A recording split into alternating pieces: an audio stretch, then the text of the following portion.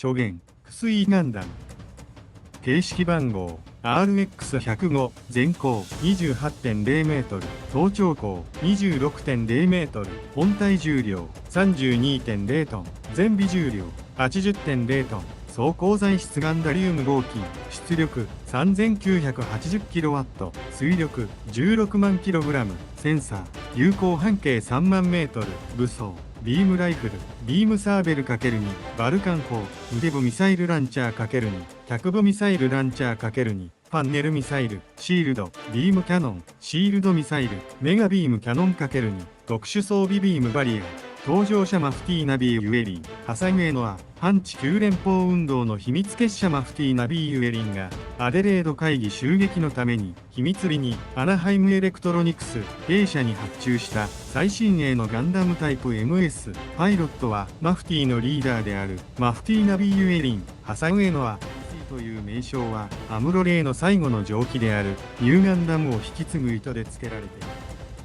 敵対する地球連邦軍からは、ガンダムもどき、もしくはガンダムと呼称される第5世代 MS に分類される機体で、同じくA社製のペーネロペートは姉妹機にあたるが、機体内蔵型のミノフスキーフライトユニット、ミノフスキークラフト、ミノフスキーエンジンを実装している点については、より画期的技術が投入されており、自由に重力圏を飛行できる。それゆえに、第5世代 MS に分類されるが、ペーネロペーは同様の機能をオプションユニットに依存しているため、水ガンダムこそが単独で機能する完成された第5世代 MS と言われる。頭頂高は26メートルを超え、腕部も標準的な MS サイズよりもかなり大型化しており、ガンダムの名を冠してはいるものの、異形なシルエットが際立つ形状となっている。機体には製造工場を示す一切の物証がなく、キル系部隊であっても製造元を突き止められなかった。しかし、敵であるケネス・スレッグは A 社製であることまでは看過しており、ブライト・ノアも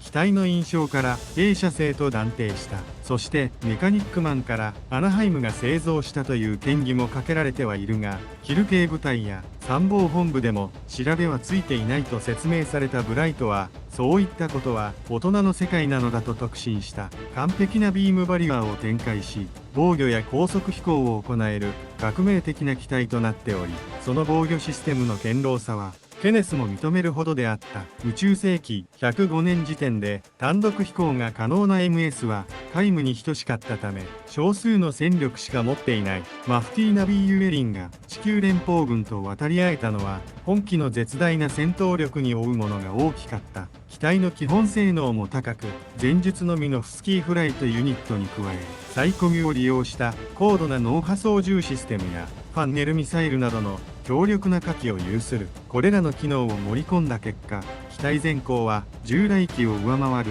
28メートルまで大型化している。機体の球形のコックピットコアは全天周囲モニター、リニアシートを採用しているが、シートの喧嘩方式はヘルメット側でアームを介する特殊なタイプで、通常はアームに接続されている。腰部背面には折りたたみ式のサブシートを有する。なお、コアとシートのジョイント部は三重のショックアブソーバーで支えられている。コックピット内のハッチは正面より左側へオフセットされており、搭乗・降機時にはコックピット全体が右へ回転することで、機体側の搭乗口とつながる構造。また、コックピットの外側から緊急開放レバーにより開くことも可能である。ハッチにはサーチライトが備えられており、ガウマン救出時には上空を照らすため、オエンベリではキンバレー部隊の虐殺による死体の山を確認するためにそれぞれ使用される。コントロール系は臭いガンダムの設計思想及びパイロット特性に合わせた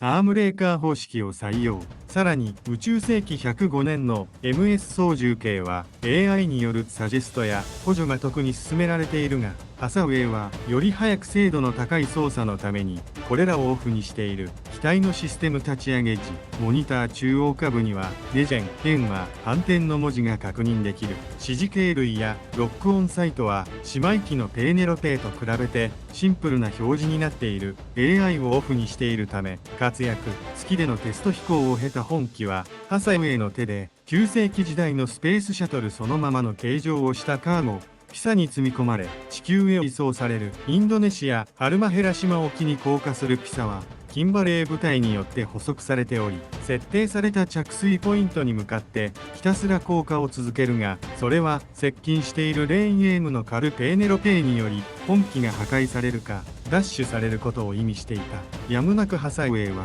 地球での実戦テストがまだだった本機を空中で受領し起動させて、着水間際の機差から脱出すると機体へ接触しないよう警告を出す。警告を聞かずに攻撃を仕掛けてくるグスタフ・カールにすぐさま反撃し撃墜する。そして人質にされたガウマンのビルに気づくとレーンを挑発することでガウマンを解放させ救出に成功する。コックピットにガウマンを収容するが、そのまま格闘戦などを行えば座席などに体を固定していないガウマンは致命傷を負う恐れもあった。ビームライフルをおとりにした一撃離脱戦法を取ることとなり、急速接近してからのミサイルの集中攻撃でペーネロペーを撃墜する。そのまま後退した本機は戦闘空域を離脱し、低空飛行のまま支援船バリアントに収容された。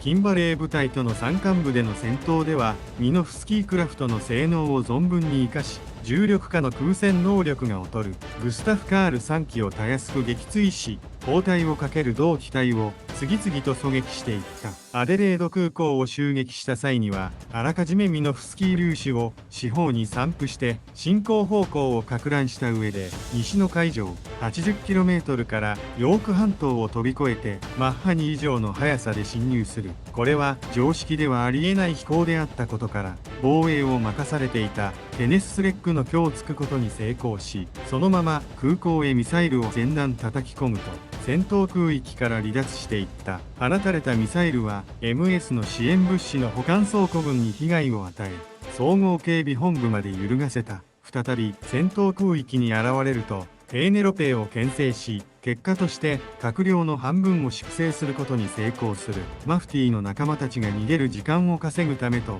もう一度アデレートへ爆撃をするために再度出撃し、突撃すると瞬く間にグスタフ・カールを2機撃墜した上、すぐさまもう1機を撃墜するといったその脅威は、監視している地球連邦軍のチェッカーマンたちでさえ驚きの声を上げるほどであった。ペーネロペートはファンネルやビーム、サーベルを交えた激闘を展開する。そのまま南の防衛線上に追い上げられるが、ビームライフルをサーベルで両断され、後退するペーネロペーを追いかける。そのままサーベルで致命傷を与えられるはずだったが、次の瞬間、地上に設置されたビームバリアーに包まれ、機能を停止させられる。木々をクッションにするようにして地面へ墜落すると、ペーネロペーのビームサーベルにより手の部分に埋め込まれたエネルギーチューブやバーニアを溶解される。両方のマニピュレーターを左右に広げるように硬直した状態でレーン AM にコックピットを開かれると、気を失ったマフティーの顔を確認される。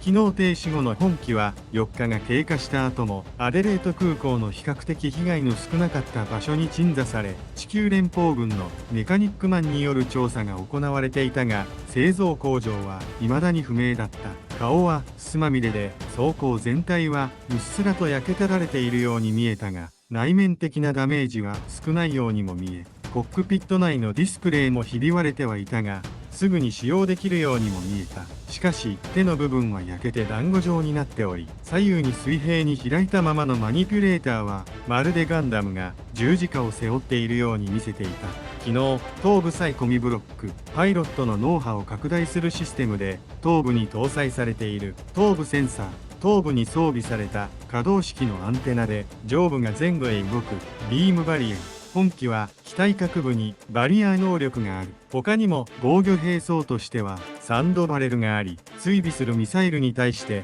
バリアとして貼られるが 50% ほどの防御効果しか見込めないため、これが本機の最後のバリアーとされる。機密性と各部のバリアーの状態を確認するには、機体を水中に沈めるのが一番手早い方法であるとされている。コックピット内のバリアーは通常の MS を撃墜できる倍以上の出力がかかったビームバリアーに対して発動したものの、コックピットコアと走行の距離が近すぎたため相殺しきれずにハサウェイは痺れてしまった。しかしハサウェイは4日間気を失って全身やけどと打撲で済んでいる。武装バルカン砲側頭部の上部ノズルに搭載されており、使用時に開閉される仕組みになっている。ビームライフル専用の手兵装。過去のモデルと比べて2倍近い初速があるとされ、グスタフ・カールを一撃で破壊する威力を誇る。ペーネロペートの初戦闘ではビームを発射させながら手放し、ライフル本体を海面スレスレに飛ばすという方法でおとりとして使い、思惑通りクスイガンダムと勘違いしたペーネロペーにライフルは撃ち落とされる。その隙を狙い側面からファンネルミサイルを静射し、ペーネロペの撃墜に成功する。しかしその際に方向が変わって時期に当たりそうになる。ペーネロペーとの3度目の戦闘ではサンドバレルによって損傷すると、すぐさまメインエンジンからエネルギーパックへのチャージが行われ、そのまま放出してパックが加圧による爆発を起こし、ネクラマシに使われたビームサーベル。両肩に装備する格闘兵装で MS を両断する高出力を有する。ユーガンダムと同じくつかの砲弾からもビーム陣を発生させることが可能。使用時にはモニターの左部分にサーベルの行動曲線が描き出される。ファンネルミサイルミノフスキー粒子散布下で一定の軌道変更及び追尾運動が可能なサイコミ誘導式のミサイル。地上重力下では使用できないファンネルに代わる地上用の誘導兵器である。その誘導性能は緩やかにカーブを描いて敵機の方向に1から2回追従する程度ではあるが、重力下での戦闘を置いて切り札となる。リアスカート裏に10発装備される3連装ミサイル。大型の全腕部は3連装ミサイルのコンテナとしても機能する。ミサイルに追尾機能はないが、高速で直線を描いて敵機へ向かう。ペーネロペートの初戦ではハサウェイがファンネルミサイルに織り交ぜて弾幕として使用し、迎撃された際の爆炎で相手の視界を塞いでいる。シールド専用のもので左腕に装備する。メガ粒子砲に対しても十分な防御力を発揮するほか、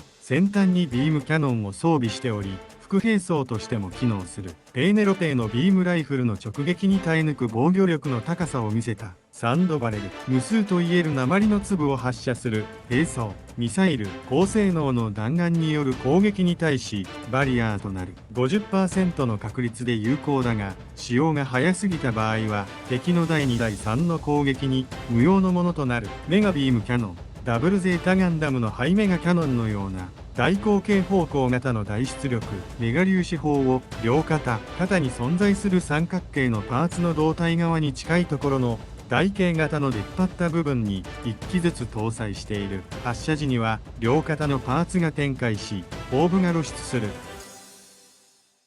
チャンネル登録・高評価お願いします。